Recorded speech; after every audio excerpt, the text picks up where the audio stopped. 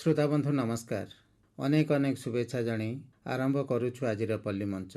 आज एथिरे आलोचना अछि हेन्ताळ बनर सुरक्षा। आज मध्य आमे पालन करुछु international day for the conservation of the mangrove ecosystem, अंतर्जातीय हेन्ताळ वन परिसंस्था सुरक्षा दिवस।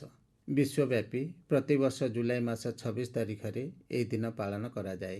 यार मुख्य उद्देश्य हेन्ताळ वन वृद्धि करिबा, तार जत्न नेबा एवं यार उपकारिता और आवश्यकता को आम हृदयंगम करवा। कारण यह द्वारा प्रकृतिर भारसाम्य रक्षा हुए, जीव जगत उद्भिद जगत बहु प्राकृतिक दुर्विपाकरू रक्षा पाती, मूर्तिका अवक्षय कम हुए, बन्या बात्या मरुड़ी को मध्य प्रतिरोध करे, जैविक विविधता बजाय रहे।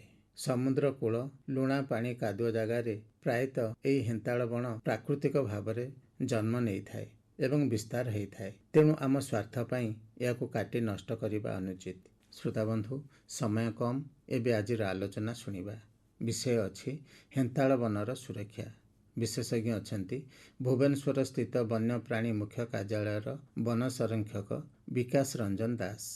तांका सह कथा हेउचंती अनंत चरण जेना। आज्ञा नमस्कार। नमस्कार, स्वागत जनाऊँ आपको आज कार्यक्रम को। विकास बाबू, आज आलोचनार विषय रही हेन्ताळ वन सुरक्षा। से विषय आम आलोचना करवा। तेज प्रथम हेन्ताळ गछ विषय कहतु। हेन्ताळ बण हूँ गोटे विशेष प्रकार जंगल जोटा कि केवल आमर नदी आ समुद्र मिलन स्थल जो त्रिकोण भूमि सृष्टि होता है, से जो किसी मडफ्लाट थाए कादुआ अंचल थाए, से केवल यही प्रजातिर जंगल सृष्टि होता है। सेटा आमर जो साधारण जंगल देखी था किसी मात्रा भिन्न। सेटा केवल सालाइन एनवायरमेंट रे बढ़ी थाए हेन्ताळ बनर गछ गुड़िक।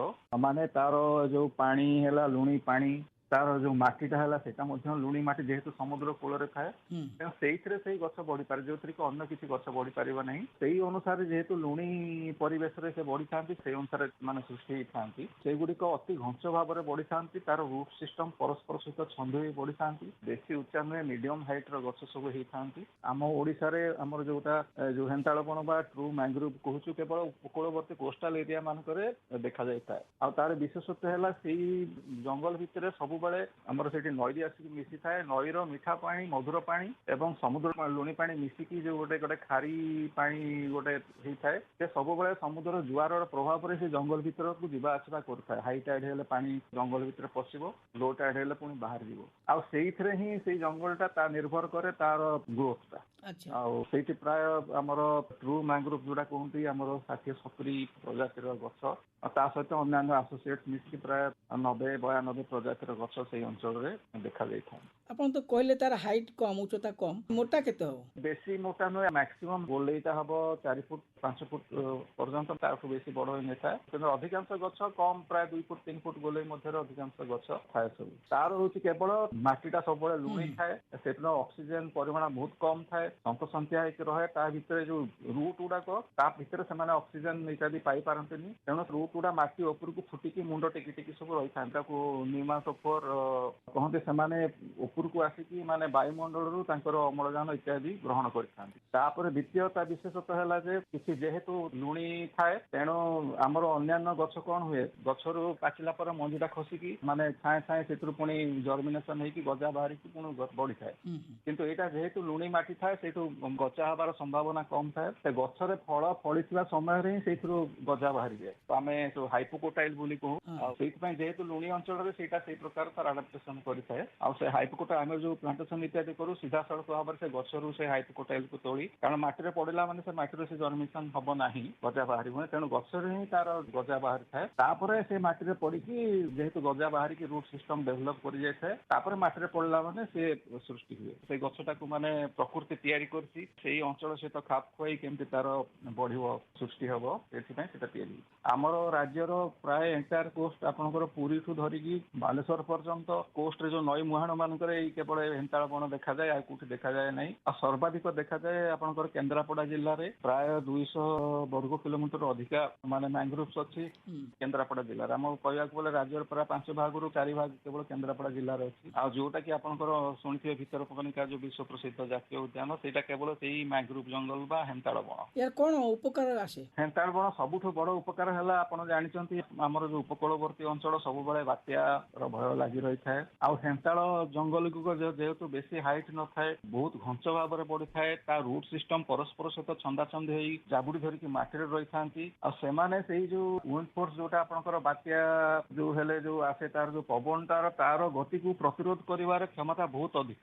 ପ୍ରାୟ ଦେଖିଥିବେ ଝାଉଁ ଜଙ୍ଗଲ ମଧ୍ୟ ସବୁ ସୃଷ୍ଟି କରାଯାଇଛି ଉପକୂଳରେ। ସିଏ ଯେତିକି ବାତ୍ୟା ପ୍ରତିରୋଧ କରିପାରେ, ଏଇ ହେନ୍ତାଳ ବଣ ତାଠୁ ବହୁତ ଗୁଣା ଅଧିକା ବାତ୍ୟା ପ୍ରତିରୋଧକ ଶକ୍ତି ତାର ଅଛି। ମହାବାତ୍ୟା ହେଇଥିଲା ଯୋଉ 19 ମସିହାରେ, ତାକୁ ଆପଣ ଯୋଉ ଲକ୍ଷ୍ୟ କରିପାରିବେ ଅନ୍ୟ ଯୋଉ ଜିଲ୍ଲା ମାନଙ୍କରେ ଯେତିକି କ୍ଷତି କରିଛି ସେଇ ସବୁ ବାତ୍ୟା, ଆମର ଭିତରକନିକା ଅଞ୍ଚଳରେ ଯୋଉ ମାନେ ବସବାସ କରୁଛନ୍ତି ତାଙ୍କର ସେଇ ତୁଳନାରେ ବହୁତ କମ କ୍ଷତି ହେଇଛି। ମାନେ ପ୍ରମୁଖ କାରଣ ହେଲା ଏଇ ଯୋଉ ହେନ୍ତାଳ ବଣର ଅବସ୍ଥିତି।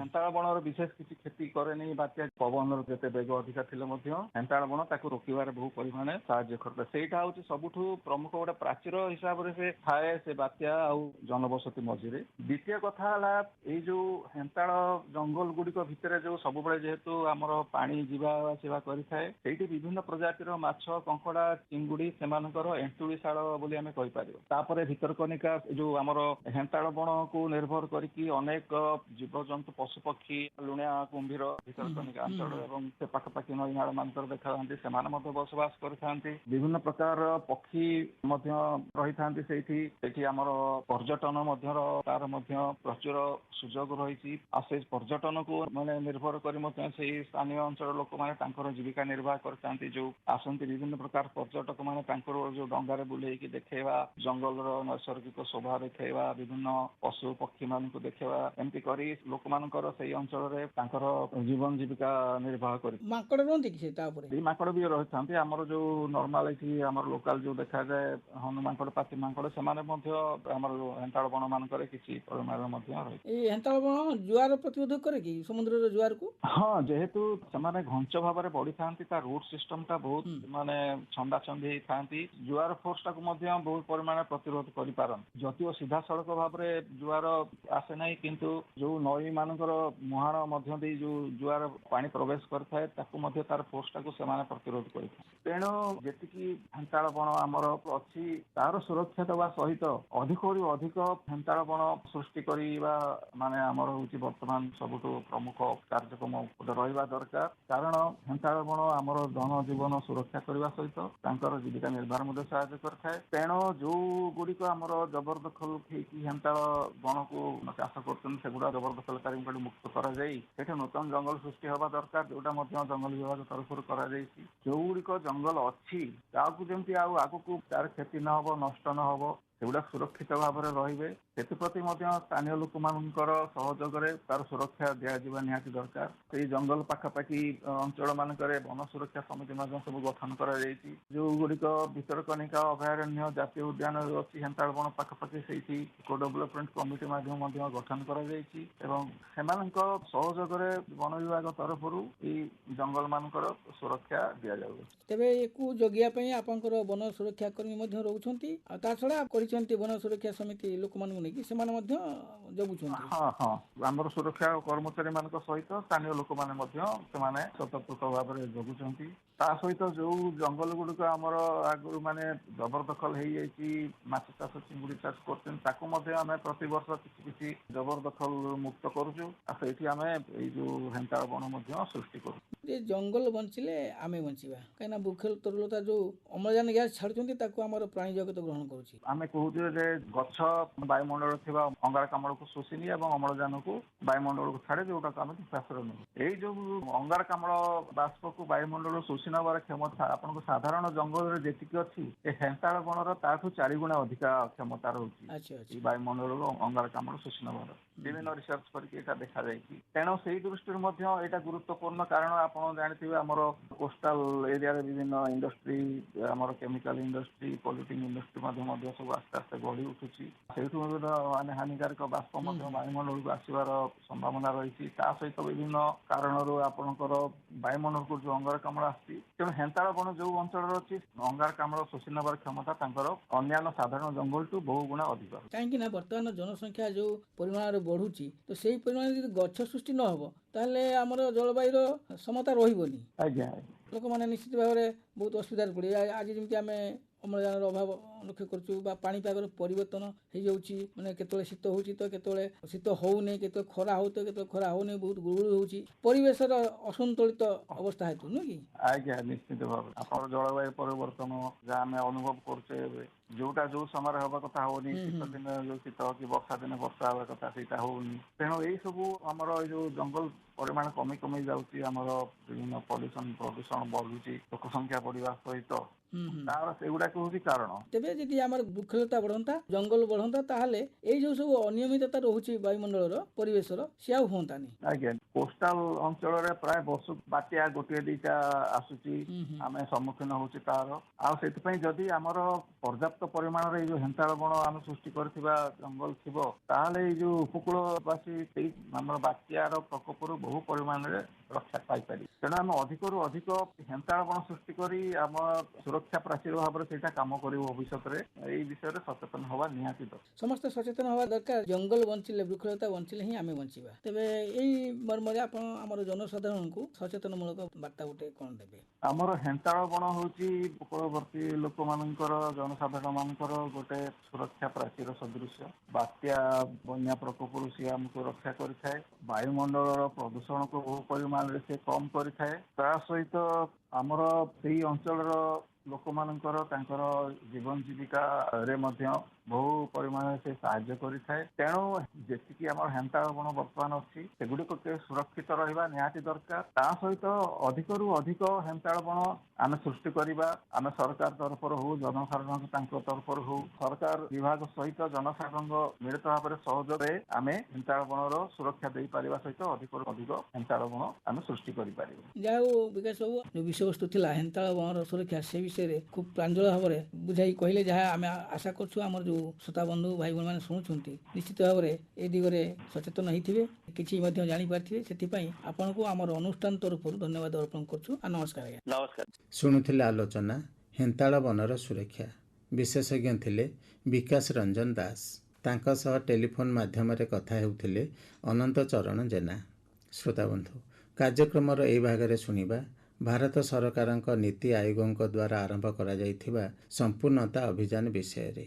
ଆଜି ଏହି କ୍ରମରେ ଶୁଣିବା ସଏଲ୍ ହେଲ୍ଥ କାର୍ଡ ବା ମୃତ୍ତିକା ପରୀକ୍ଷାକୁ ନେଇ ଗୋଟିଏ ଆଲୋଚନା। ଉପସ୍ଥାପନା ରବି ନାରାୟଣ ଷଡ଼ଙ୍ଗୀ। ଶ୍ରୋତାବନ୍ଧୁ, ମାଟି ଆମର ମା। ଆମେ ସମସ୍ତେ ଜାଣିଛେ ଯେ ମାଟି ଭଲ ରହିଲେ ଆମ ଚାଷବାସ ମଧ୍ୟ ଭଲ ରହିବ। ତେବେ ବିଭିନ୍ନ ସମୟରେ ଦେଖାଯାଉଛି ରାସାୟନିକ ଆମର ଔଷଧ କିମ୍ବା କୀଟନାଶକ ଔଷଧ କୁହନ୍ତୁ କିମ୍ବା ସାର ପ୍ରୟୋଗ କୁହନ୍ତୁ ବହୁଳ ମାତ୍ରାରେ ଫଳରେ ଆଜି ମାଟି ଖପରା ହେବାକୁ ବସିଲାଣି ଏବଂ ଆଗାମୀ ଦିନରେ ମଧ୍ୟ ଚାଷ ସଙ୍କଟରେ ରହିବ। ତେବେ ଏହି ସମ୍ପୂର୍ଣ୍ଣତା ଅଭିଯାନରେ ଆମେ ଢେଙ୍କାନାଳ ଜିଲ୍ଲାରେ ଅଛୁ ଏବଂ ତା ସହିତ ଆମେ ଆଜି କଥା ହେବା ମୃତ୍ତିକା ବିଶେଷଜ୍ଞଙ୍କ ସହିତ ଯେ ଆମର ମାଟି ପରୀକ୍ଷା ବର୍ତ୍ତମାନ କ'ଣ ପାଇଁ ଆବଶ୍ୟକ ଏବଂ ମାଟିର ସ୍ୱାସ୍ଥ୍ୟ କ'ଣ ପାଇଁ ଆବଶ୍ୟକ। ସାର୍, ଆପଣଙ୍କୁ ଆମ କାର୍ଯ୍ୟକ୍ରମକୁ ସ୍ୱାଗତ। ଆପଣଙ୍କ ପରିଚୟ ଦେବେ। ମୋ ନାଁ ମାର୍କଣ୍ଡ ପ୍ରଧାନ, ମୁଁ ସଏଲ୍ କେମିଷ୍ଟ୍ରି ଢେଙ୍କାନାଳ। ଆମର ଢେଙ୍କାନାଳ ଜିଲ୍ଲାରେ ପ୍ରତ୍ୟେକ ବର୍ଷ ଭଳି ଏ ବର୍ଷ 15,000 ସଏଲ୍ ଟେଷ୍ଟିଂର ପ୍ରୋଗ୍ରାମ ରହିଛି ଏବଂ ଆମେ 70% ହିସାବରେ 10,500 ସଏଲ୍ ସାମ୍ପଲ୍ କଲେକ୍ସନ୍ କରିସାରିଛୁ। ଭାରତ ସରକାରଙ୍କ ବା ଚାଷୀମାନଙ୍କର ସର୍ବାଙ୍ଗୀନ ଉନ୍ନତି ପାଇଁ ଏବଂ କମ୍ ଖର୍ଚ୍ଚରେ କେମିତି ଅଧିକ ଉତ୍ପାଦନ ହେବ ଏବଂ ନିରନ୍ତର କୃଷି ଉତ୍ପାଦନ ବୃଦ୍ଧି ନିମନ୍ତେ ମୃତ୍ତିକା ପରୀକ୍ଷା ଏକ ଅପରିହାର୍ଯ୍ୟ। ଏଥିରେ ମୃତ୍ତିକା ପରୀକ୍ଷା କରିବା ଦ୍ୱାରା ମୃତ୍ତିକାର ଉର୍ବରତା ବୃଦ୍ଧି ସହିତ ଅମଳ ବୃଦ୍ଧି ନିରନ୍ତର ଭାବରେ ହୋଇପାରିବ। ସାର୍, ଏବେ ପ୍ରଥମେ ମୁଁ ଆପଣଙ୍କୁ ପଚାରିବା ପାଇଁ ଚାହିଁବି ଯେ ବର୍ତ୍ତମାନର ସ୍ଥିତିରେ ଆମର ମୃତ୍ତିକା ପରୀକ୍ଷା ଆବଶ୍ୟକତା ରହିଛି? ନିହାତି ଭାବରେ ଚାଷୀମାନଙ୍କର ସାରଜନିତ ଖର୍ଚ୍ଚକୁ କମାଇବା ଏବଂ ମୃତ୍ତିକାର ଉର୍ବରତା ବୃଦ୍ଧି ନିମନ୍ତେ ଏବଂ ଫସଲର ଉତ୍ପାଦନ ନିରନ୍ତର ଭାବରେ ଫସଲର ଉତ୍ପାଦନ ବୃଦ୍ଧି ନିମନ୍ତେ ମୃତ୍ତିକା ପରୀକ୍ଷା ନିତ୍ୟାନ୍ତ ଆବଶ୍ୟକ। କେମିତି ଜଣେ ଚାଷୀ କେମିତି ମୃତ୍ତିକା ପରୀକ୍ଷା କରିବ ଏବଂ ତାର କ'ଣ ସବୁ ବ୍ୟବସ୍ଥା ରହିଛି ସେ ବିଷୟରେ ଟିକେ ସବିଶେଷ କହିବେ? ଆମର ଢେଙ୍କାନାଳ ଜିଲ୍ଲାରେ ଗୋଟେ ମୃତ୍ତିକା ପରୀକ୍ଷାଗାର ରହିଛି। ଆମର ଢେଙ୍କାନାଳ ଜିଲ୍ଲାର 8ଟି ବ୍ଲକରୁ ଆମର ଲକ୍ଷ୍ୟ ଧାର୍ଯ୍ୟ ରହିଛି ଏ ବର୍ଷ ସବୁ ବ୍ଲକରୁ 1875ଟି ସଏଲ୍ ସାମ୍ପୁଲ ଚାଷୀମାନଙ୍କ ଜମିରୁ କଲେକ୍ସନ୍ କରାଯିବ ଏବଂ ତାହାକୁ ଲାବୋରେଟୋରୀରେ ଟେଷ୍ଟ କରି ଚାଷୀମାନଙ୍କୁ ମୃତ୍ତିକା ସ୍ୱାସ୍ଥ୍ୟ କାର୍ଡ଼ ଯୋଗାଇ ଦେବା ପାଇଁ ବ୍ୟବସ୍ଥା ରହିଛି। ଆଚ୍ଛା, ଏଇ ଯେଉଁ ଆପଣ କହିଲେ ଯେ ମୃତ୍ତିକା ସ୍ୱାସ୍ଥ୍ୟ କାର୍ଡ଼ ପାଇଁ ଚାଷୀଟିଏ ଲାବୋରେଟୋରୀକୁ ମୃତ୍ତିକା ପଠେଇବ, ସେ ଚାଷୀଟିଏ ନିଜେ ପଠେଇ ପାରିବ ନା ସେ ବିଶେଷଜ୍ଞଙ୍କ ସହାୟତା ନେଇକି ପଠେଇବ ନା କେମିତି କ'ଣ? ବର୍ତ୍ତମାନ ମୃତ୍ତିକା ଯେଉଁ ସାମ୍ପୁଲ କଲେକ୍ସନ୍ ହେଉଛି ତାହା ଏଗ୍ରିସ୍ନେଟ୍ ଆପ୍ ଓଡ଼ିଶା ସରକାରଙ୍କ ଏଗ୍ରିସ୍ନେଟ୍ ଆପ୍ ମାଧ୍ୟମରେ କରାଯାଉଛି। ଅନଲାଇନ୍ରେ ସଏଲ୍ ସାମ୍ପୁଲର GPS କୋଅର୍ଡ଼ିନେଟ୍ସ ସହିତ କଲେକ୍ସନ୍ କରାଯାଉଛି। ଚାଷୀର ଜମିରୁ ଯଦି ସାଧାରଣତଃ ଫସଲ ହୁଏ ତାହେଲେ 6 ଇଞ୍ଚ ଗଭୀରରୁ ମାଟି କଲେକ୍ସନ୍ କରାଯାଏ। ଯଦି ଫଳ ବୃକ୍ଷ ବା ଅନ୍ୟାନ୍ୟ ଫସଲ ହୁଏ ତେବେ ତାହା ପ୍ରାୟ 1 ଫୁଟ ପର୍ଯ୍ୟନ୍ତ ମାଟିର ସାମ୍ପୁଲ କଲେକ୍ସନ୍ କରାଯାଏ। ସାମ୍ପୁଲ କଲେକ୍ସନ୍ ନମୁନା ମାଟି ସଂଗ୍ରହ କରିବା ପାଇଁ ତାର ପ୍ରୋସିଡିଓର ରହିଛି। ଆମର ଗ୍ରାମ ସେବକ କୃଷକ ସାଥୀ ବ୍ଲକ ସ୍ତରରେ ଥିବା ସେମାନଙ୍କୁ କଲେକ୍ସନ୍ କରିବା ପାଇଁ ଟାର୍ଗେଟ୍ ଦିଆଯାଇଛି। ସେମାନେ ଚାଷୀର ଜମିକୁ ଯାଇ ଅଗର ବା କିମ୍ବା ଫାଉଡ଼ା ସାହାଯ୍ୟରେ ଭି ସେପ୍ରେ ମାଟି କଲେକ୍ସନ୍ କରୁଛନ୍ତି ଏବଂ ତାକୁ ଅନଲାଇନ୍ରେ ଏଣ୍ଟ୍ରି କରି ଆମ ପାଖକୁ ଲାବୋରେଟୋରୀ ପଠାଉଛନ୍ତି। ଆଚ୍ଛା, ଏ ଯେଉଁ ଟିକେ ପୂର୍ବରୁ କହୁଥିଲେ ଆପଣ ମୃତ୍ତିକା ସ୍ୱାସ୍ଥ୍ୟ କାର୍ଡ଼, ଏ ଯେଉଁ ମୃତ୍ତିକା ସ୍ୱାସ୍ଥ୍ୟ କାର୍ଡ଼ରେ କ'ଣ ସବୁ ଥାଏ? ମୃତ୍ତିକା ଯେଉଁ ପରୀକ୍ଷା କରାଯାଉଛି ଚାଷୀର ମୁଖ୍ୟତଃ ଆମେ ଲାବୋରେଟୋରୀରେ 12ଟି ପାରାମିଟର ସଏଲର 12ଟି ପାରାମିଟର ଆମେ ଟେଷ୍ଟ କରୁଛୁ। ସେଥିରେ ରହିଛି ପ୍ରଥମ ଟେଷ୍ଟ ହେଉଛି pH ଟେଷ୍ଟ, ଯେଉଁଗୁଡ଼ାକି ହାଇଡ୍ରୋଜେନ୍ ଆୟନ କନସେନ୍ଟ୍ରେସନ୍ କେତେ ଅଛି, ମାନେ ମାଟିଟା ଖାରି ଅଛି କି ଲୁଣି ଅଛି କି ଲବଣ ଅଛି, ସେଥିପାଇଁ ଜାଣିବା ପାଇଁ ଆମେ pH ଟେଷ୍ଟ ଗୋଟେ କରୁଛୁ। ସେଥିରେ ଆମର ସାଧାରଣତଃ ଢେଙ୍କାନାଳ ଜିଲ୍ଲାରେ ଆମେ ଯେଉଁ ପରୀକ୍ଷା କରୁଛୁ ବର୍ଷ ବର୍ଷ ଧରି ଦେଖୁଛୁ ପ୍ରାୟ 70% ହେଉଛି ଖାରି ମାଟି। ଏଇ ପରୀକ୍ଷାରୁ pHରୁ ଜଣାପଡ଼େ। ତାପରେ ଆମେ ସେଥିରେ ଗୋଟେ EC ଟେଷ୍ଟ କରୁଛୁ, ଇଲେକ୍ଟ୍ରିକାଲ କଣ୍ଡକ୍ଟିଭିଟି ଟେଷ୍ଟ କରୁଛୁ, ବୈଦ୍ୟୁତିକ ପରିବାହୀ।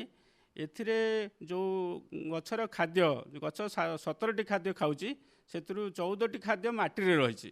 ତେଣୁ ସେଇ 14ଟି ଖାଦ୍ୟ କେଉଁ କନସେନ୍ଟ୍ରେସନ୍ ଅଛି ବା କେଉଁ ଦ୍ରବଣୀୟତାର ଅବସ୍ଥାରେ ଅଛି ସେଇଟା ଜାଣିବା ପାଇଁ ଆମେ EC ଟେଷ୍ଟ ଗୋଟେ କରୁ। ତାପରେ ଅର୍ଗାନିକ୍ ମ୍ୟାଟର ଗୋଟେ OC ଟେଷ୍ଟ କରାଯାଏ। OC ଟେଷ୍ଟରେ ସାଧାରଣତଃ ଅର୍ଗାନିକ୍ କାର୍ବନ କେତେ ପରିମାଣରେ ଅଛି, ମାଟି ଜୈବିକ ଅଂଶ କେତେ ଅଛି ସେଇଟା ନିହାତି ଦରକାର। ଯେତେ ଜୈବିକ ଅଂଶ ବେଶୀ ରହିବ ସେତେ ଭଲ। ECଟା 1 ରହିଲେ ଭଲ। ତେଣୁ ତା ସହିତ ଆମେ ଆଭେଲେବୁଲ୍ ନାଇଟ୍ରୋଜେନ୍, ଫସ୍ଫରସ୍, ପଟାସ୍ ଏ 3ଟା ଟେଷ୍ଟ ମଧ୍ୟ କରୁଛୁ ଏବଂ ଆମ ମାଟିରେ ଯବକ୍ଷାରଜାନ ସାର ଟିକେ କମ୍ ଅଛି ନାଇଟ୍ରୋଜେନ୍, ତେଣୁ ସେଇଟା ଟେଷ୍ଟ କରାଯାଉଛି। ତା ସହିତ ଆମର ମ୍ୟାଗ୍ନେସିୟମ୍, ସଲଫର ଏଇଟା ଗୌଣ ଖାଦ୍ୟ ହିସାବରେ ଟେଷ୍ଟ କରାଯାଉଛି। ତା ସହିତ ଅଣୁ ଖାଦ୍ୟ ମାଇକ୍ରୋନ୍ୟୁଟ୍ରିଏଣ୍ଟ ହିସାବରେ ଜିଙ୍କ୍, ବୋରନ୍, ମଲିବ୍ଡେନମ୍, ଆମର ଆଇରନ୍, କପର ଏଇସବୁ 7ଟି ମାଇକ୍ରୋନ୍ୟୁଟ୍ରିଏଣ୍ଟ ଟେଷ୍ଟ କରାଯାଉଛି। ତେଣୁ ଟୋଟାଲ ଆମେ 12ଟି ପାରାମିଟର ସଏଲ୍ ଟେଷ୍ଟ କରୁଛୁ, ଚାଷୀମାନଙ୍କୁ ଜଣାଉଛୁ ସେମାନଙ୍କର ମାଟି କେଉଁ ଅବସ୍ଥାରେ ଅଛି, ଗଛର ଖାଦ୍ୟ କେତେ ପରିମାଣରେ ମାଟିରେ ଅଛି ଏବଂ ଗଛକୁ କେତେ ଆବଶ୍ୟକ ପଡ଼ୁଛି ଖାଦ୍ୟ, ସେ ବିଷୟରେ ସଠିକ୍ ଭାବରେ ସଏଲ୍ ଟେଷ୍ଟ କରି ଚାଷୀମାନଙ୍କୁ ସାର କେତେ ପ୍ରୟୋଗ କରାଯିବ ଏବଂ ଫସଲର ଆବଶ୍ୟକତା ଅନୁସାରେ ସାର ପ୍ରୟୋଗ ପାଇଁ ଆମେ ସେଥିରେ ଆଡ଼ଭାଇଜରୀ ବା ଯେଉଁ ଉପଦେଶ ଦେଉଛୁ। ସାର୍, ଏଇଠି ଗୋଟିଏ କଥା ପଚାରିବା ପାଇଁ ଚାହିଁବି, ଯେହେତୁ ଆପଣ ମୃତ୍ତିକା ବିଶେଷଜ୍ଞ, ତ ଗୋଟିଏ ଭଲ ମାଟି ପାଇଁ କ'ଣ ସବୁ ଆମର ଯେମିତି ପାରାମିଟର ବା କ'ଣ ସବୁ ଯେଉଁ ରହିବା କଥା ପ୍ରାଧାନ୍ୟତା ରହିବା କଥା, ଯାହାଦ୍ୱାରା ଆମେ ଗୋଟେ ଚାଷୀକୁ କହିପାରିବା ଯେ ଗୋଟେ ଭଲ ମାଟି, ଏଥିରୁ ଭଲ ଫସଲ ଅମଳ ହୋଇପାରିବ? ଶୁଣନ୍ତୁ, ଆମର ଭଲ ମାଟି କହିଲେ ପ୍ରଥମେ pH ଦେଖିବା। ଯଦି ନ୍ୟୁଟ୍ରାଲ pH ଅଛି ମାନେ 6.5ରୁ 7.5 pH ଯଦି ଅଛି ମାଟିର, ତାହେଲେ ସେ ଗୋଟେ ଭଲ ମାଟି। ଆମେ ଯାହା ଖାଦ୍ୟ ପ୍ରୟୋଗ କରିବା ତାକୁ ଗଛ ସହଜରେ ଗ୍ରହଣ କରିପାରିବ ବା ଗଛର ଖାଦ୍ୟ ଗୁଡ଼ିକ ଦ୍ରବଣୀୟ ଭାବରେ ଥାଏ, ଯିଏକି ଚେର ସହଜରେ ଗ୍ରହଣ କରିପାରେ। ଏଇଟା ହେଲା ପ୍ରଥମ ପାରାମିଟର। आउ जो खाद्य गुड़िक अच्छी जदि ठीक भाव कनसेंट्रेशन तार हाई कनसेंट्रेशन रही गछ ग्रहण करें ना। तेणु आम से गोटे इसी जदि लेस देन 1 अच्छी सब आमर जो वैद्युतिक परिवाही माटीर जदि लेस 1 रु कम अच्छी ताल निश्चित भाव में आम माटीटा भल अच्छी जहाँ खाद्य माटी अच्छी सहजरे गछ ग्रहण करें फसल उत्पादन भल हो पार। आमर जिते जो 14टी खाद्य गछ खाऊँ समस्तंकर प्राधान्य अच्छी फसल उत्पादन में समस्तंकर किसी ना किसी भूमिका रही। गोटे कमीगले फसल उत्पादन कमी जाए गोटे अधिका हो गले फसल उत्पादन में विषक्रिया सृष्टि हो फसल उत्पादन ठीक भाव में हो पारि न थाए। तेणु संतुलित खाद्य गछ को दरकार। तेणु आम माटी परीक्षा करी संतुलित खाद्य प्रयोग कले माटी भल हम। आ गोटे माटीर गोटे बहुत भल गुण है ऑर्गेनिक कार्बनटा जैविक अंश जिते बेसी रते भल माटी। तेणु आम मैंने साधारणतः जो प्राक्टी चाषी मान को उपदेश दौचु से केमिति क्रॉप रेसिड्यूटा को केमिति माटी मिसई से गछ जी खाद्य माटी ग्रहण कर खाद्य माटी मिसवा कथा से आम मैंने साधारणतः कंपोस्ट फार्मेड मैन्योर किंबा आमर जो क्रॉप रेसिड्यू जो अच्छी माटी भल भाव मिसवाई ग्रीन मैन्योरिंग एवं क्रॉप रोटेशन यही सब पर्याय अवलंबन करने आम चाषी मान को उपदेश दौचु। कौ कथा को आप बेसी देखुंट जोटा चाषी मान भितर सचेतन हवा दरकार और से सब को कमेवा दरकार बोली आप भावुंट? दिन थिला आमे माने रासायनिक सार प्रयोग करने चाषी को प्रवर्ताऊँ सेतबेले समस्या अलग थिला लोक मैंने खाद्य पाऊ नथिले। ग्रीन रिवोल्यूशन जो आरंभ है 67 रे आमे अधिक सार प्रयोग एवं कीटनाशक प्रयोग करी अधिक खाद्य उत्पादन कलु। वर्तमान से समय नाही। वर्तमान आमे सरप्लस स्टेट बा सरप्लस कंट्री पहुँचलु। वर्तमान समय हूँ क्वालिटी प्रोडक्शन बा क्वालिटी फूड दरकार आमर मनुष्य समाज पाई। चाषी मानकर गोटे धारणा रही जो ब्लैंकेट डोज बिना माटी परीक्षा करी जो प्रतिद्वंदिता करुछंती यूरिया सार व्यवहार नाइट्रोजन सार बा यूरिया सार व्यवहार अधिक होची द्वारा माटीर स्वास्थ्य दिन को दिन बिगड़ी जाउची बा समस्या सृष्टि होची। सेथिपई आमे बैलेंस न्यूट्रिशन बा बैलेंस फर्टिलाइजेशन करबा पई आमे चाषी मान को प्रवर्तौँ। यहाँ हूँ सबुठारु भल जे सॉइल हेल्थ कार्ड निहाती दरकार। आमर जो संपूर्णता अभियान रे गोटे चाषी मानकर उन्नति पाई सॉइल हेल्थ कार्ड गोटे पारामीटर रही से केमिति सबु चाषी तांकर मृत्तिका परीक्षा करी केमिति संतुलित सार व्यवहार करेंगे और फसल उत्पादन वृद्धि हेब और चाषीर आय बहुगुणित हेब। से सरकार नीति आयोग माध्यम सॉइल हेल्थ कार्ड गोटे बड़ भल प्रयास अच्छी चाषी मानकर उन्नति पाई। तेबे आमर चाषीटीए क्यों क्यों सबू दिग प्रति अधिक जत्नवान हेले से गोटे भल मृत्तिका पाइपर बोली आप भावुंट? कौ कौ दिग को सी जमी प्रयोग करनी और क्यों क्यों दिग को अधिक अधिक जमी आम समस्ते जाचे जे खत प्रयोग कले मृत्तिकार स्वास्थ्य भल रहे रासायनिक सार प्रयोग कले मृत्तिकार स्वास्थ्य खराब हुए। तेणु जड़े मृत्तिकाविद हिसाब से आपड़ कौन कहवाई चाहिए कौन परामर्श देवाई चाहिए? मु मृत्तिका रसायनविद हिसाब से चाषी मान को उपदेश देवी समस्ते समस्तंकर प्रति 3 वर्ष जमीर मृत्तिका परीक्षा करी अनुमोदित सार प्रयोग करंतु। प्रथम कथा जिते फसल पर्याय अवलंबन करंतु बारंबार गोटे जमीर गोटे एक प्रकार फसल करंतु नहीं। ता सहित आमर सीरियल क्रॉप सहित पल्स क्रॉप नियंतु। माटीर जो जैव विबंधन हम जो नाइट्रोजन फिक्सेशन हुए वायुमंडल जैवखार्जन संग्रह हुए गंटी द्वारा सेटा भी करंतु। ग्रीन मैन्योरिंग करंतु। सबुज सार व्यवहार करंतु। बायो फर्टिलाइजर व्यवहार करंतु। बायो पेस्टिसाइड व्यवहार करंतु। एवं आमर आजिकल बहुत परिमाण में जीवामृत अमृत पाणी हांडी खत आग्नेयास्त्र ब्रह्मास्त्र बहुत प्रकार जैविक कीटनाशक जैविक खत सब आसला। समस्त को चाषी मान को अनुरोध करा घर पछपटे गोटे खत गाड़िया सृष्टि करूँ जे कि जहाँ जो पनीपरिया रही क्रॉप रेसिड्यू जहाँ रही भल भाव सढ़े सड़ा गोबर खत जदि जमी प्रयोग करेंगे ताहले मृत्तिकार स्वास्थ्य भल रही चाषी निश्चित भाव में भल इनकम कर कम खर्च अधिक उत्पादन पाइपर। तेबे आम ढेंकानाल होउछि आकांक्षित जिला एवं ढेंकानाल रे आकांक्षित ब्लॉक होउछि कंकड़ाहाड़। तो से जो कंकड़ाहाड़ ब्लॉक पई आमर जने आपण कृषि रसायनविद भाव में बा आमर विभाग पक्षरु कौन कौन सब पदक्षेप मान निया जाउछि सॉइल हेल्थ कार्ड हो किंबा आपणकर मृत्तिकार स्वास्थ्य अधिक अधिक भल रखिया पई?